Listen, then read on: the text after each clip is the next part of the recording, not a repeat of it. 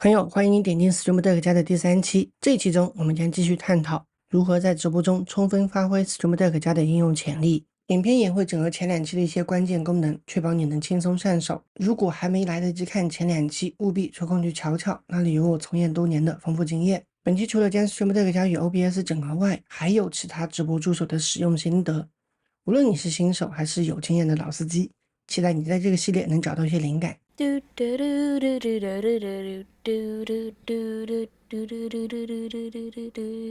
提及直播，不管你使用哪个软件，基本原理都是将声音和画面进行实时传输。如果想用 Stream Deck 加来控制 OBS 的声音，需要先在市场中安装 OBS Studio 插件。安装完成后，在 Stream Deck 的右侧，你就能看到 OBS Studio 的图标。接下来再运行 OBS Studio， 旋钮分类下拖动混音器音量到任意旋钮，来源这里选择 OBS 中的麦克风，没了，就这么简单。左右旋转调整麦克风声音大小，触摸和按压都是快速静音或者取消静音。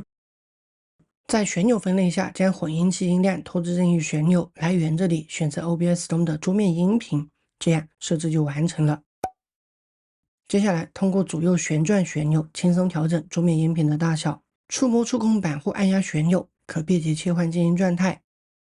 通过以上2个旋钮，我们得以完美掌控直播中的声音。例如在打电话时，通过快速静音麦克风保持专注；在游戏中遇到令人不适的声音，也可以快速消除干扰。即便是在全屏游戏状态下，这一操作依然有效。通过触控板提供的消息，你还能够轻松确认当前的声音状态。好评。如果你希望对 OBS 中的其他声音进行快速操作，只需使用相同的方法进行添加即可。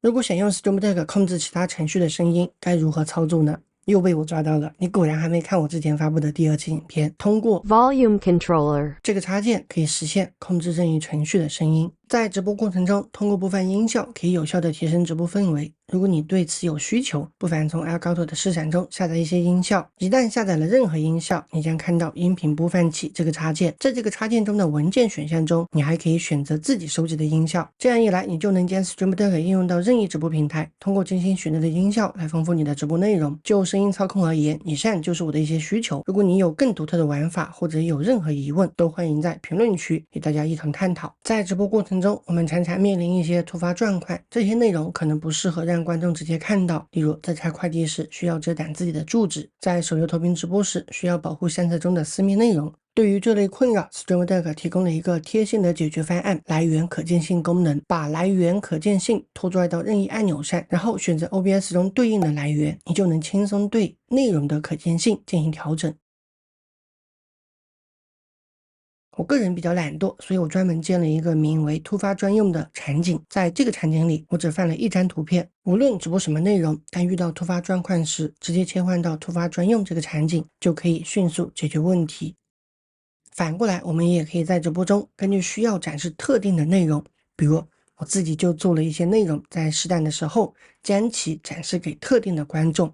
具体的画面细节我就不给大家看了。以上主要使用了 Stream Deck 家中来源可见性和场景切换功能。对了，如果你做多机位的直播，不妨看看 Elgato 的 Comlink Pro。在那期影片中，我切换多视角时用的也是 Stream Deck。总体来说，根据个人需求进行 DIY， 你将发现 Stream Deck 是一个非常灵活且强大的工具。在使用 OBS 的回放缓存功能时，当我们按下保存回放的快捷键后，我们没办法确认文件是否保存成功，必须到 OBS 的状态栏进行确认。这个问题在我许多影片中都有观众提出过。当你有了 Stream Deck 后，这将不再是问题。用 Stream Deck 执行保存回放操作后，按钮直接展示了执行成功的消息。好评。这不仅仅适用于回放缓存，对于直播、录制、虚拟摄像机等功能，通通都有清晰的状态显示。主流的直播软件都可以通过插件轻松实现各种功能的拖放式设置。然而，如果你所在的直播平台仅支持自家的直播助手直播，而且在 Elgato 市场中没有相应插件，那么 Stream Deck 家是否依然能够发挥作用呢？答案是可以。以直播机为例，在快捷键设置中，一些常用操作都可以用快捷键实现。当我们把直播机的这些快捷键绑定到 Stream Deck 的按钮后，我们能够用 Stream Deck 来便捷地操控直播机。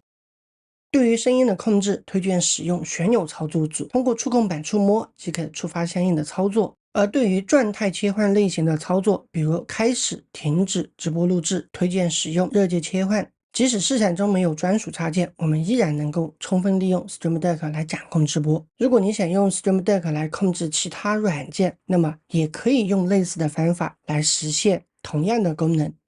怎么样，朋友们，准备好用 Stream Deck 加来提升你的直播体验了吗？通过我这3期影片，希望大家已经对 Stream Deck 加的使用方法有了更深的理解。最后再针对一些朋友的提问做解答。Stream Deck 的软件如何变更语言？软件的语言是根据系统首选语言来决定的。如果想使用其他语言，切换操作系统语言即可。在 Stream Deck 里设置 OBS 时，一直显示正在等待 OBS 是为什么？出现此界面时，请打开 OBS 即可。本期影片下方的资讯栏中，我也会把 Stream Deck 相关的影片链接都附上，有需要的朋友可以细心看一下。影片到了这里， Stream Deck 系列就结束了，希望有帮到大家。后续的影片也请大家多多支持，